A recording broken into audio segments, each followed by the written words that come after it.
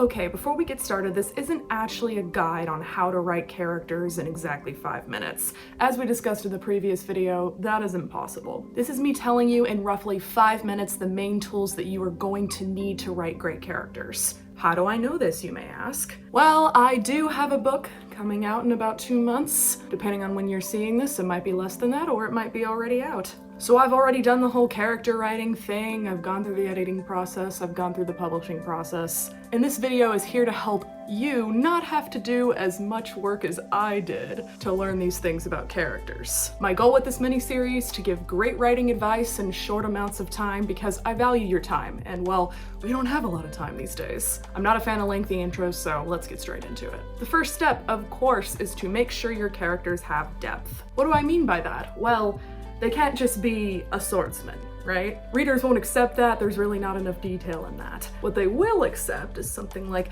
he's a samurai from the feudal era of Japan with short black hair he keeps tucked in a ponytail, and a kimono plated in leather armor.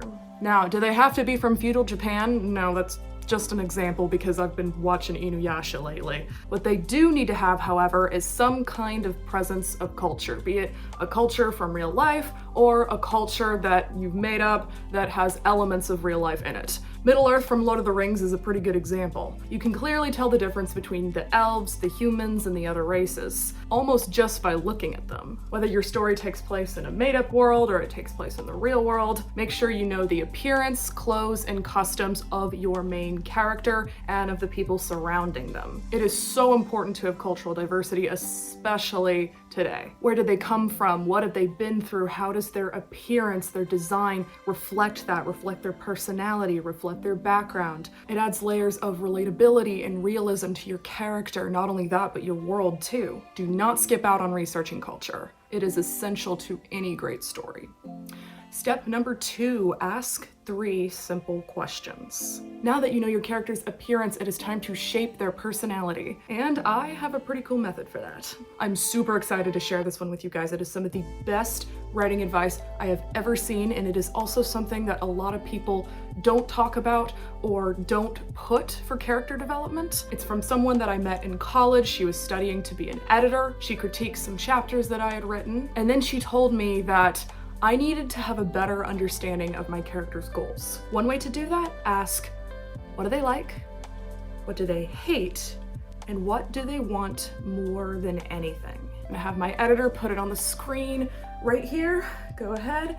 We'll have it there for a minute as I talk about it. The most important question to answer is certainly number 3, but let me tell you why the others are important too. Knowing what someone likes means that you know their personal preferences. You know what specific things they will be drawn to. The opposite is true for what they hate. You know what your character will want to avoid, and most of all, what challenges them. And as you know, what challenges a character is what makes them grow. Finally, the third question, what do they want more than anything? Well, of course, every character has a goal, be it big or be it small. Harry Potter wants to fit in despite being famous. Katniss Everdeen wants safety and security for her family. We all have something we strive for, and characters should be no different. Whether they're a main character, the side character, or especially a villain, they need some sort of goal. Again, it can be general, it doesn't have to be anything crazy. Their goal is, quite frankly, their reason for being in the story. Think about these questions, answer them, and then once you do, what I have to say for the rest of the video will become much easier.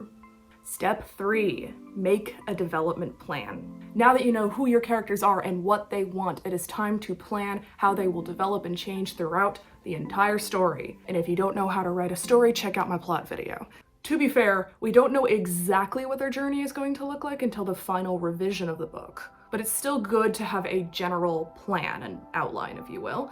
I've seen so many stories come up with great characters, but by the end, it feels like the character has hardly changed at all. Like, what? People in real life change, so it's pretty jarring when someone in a story doesn't. Here's the best way to do this if you are still early in the development of your story. Think of the trials and tribulations they will have to go through. All stories have conflict, and that conflict causes a character to change. Percy Jackson had to change quickly when he discovered that he was a demigod. The whole world was after him, and he had to become strong fast. Edward Elric from Fullmetal Alchemist Brotherhood had to grow up quickly because he and his brother committed a taboo when they were younger. Therefore, they had to journey to find the Philosopher's Stone to fix what they had broken. Think of the plot of your story, make note of how those events will change your characters, and write that down somewhere in your outline.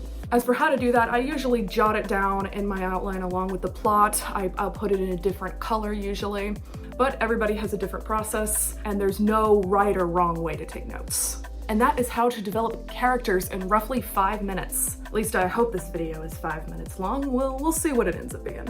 Let me know what you want me to cover next in the comments. We will certainly be doing world building for the final part of this mini-series, but if you want to see things like how I take notes, or how I wrote my book, or the publishing process, or whatever, just let me know. I plan on getting more consistent with posting, trying to post around once a week, so look forward to that. And if you haven't subscribed, go ahead and do it now. It really helps, especially at the time of recording this video where I'm a pretty small channel. Anyway, this has been Renee Rule with Ruleverse, hoping I've inspired you, and happy writing. Here's the steps if you want to write them down.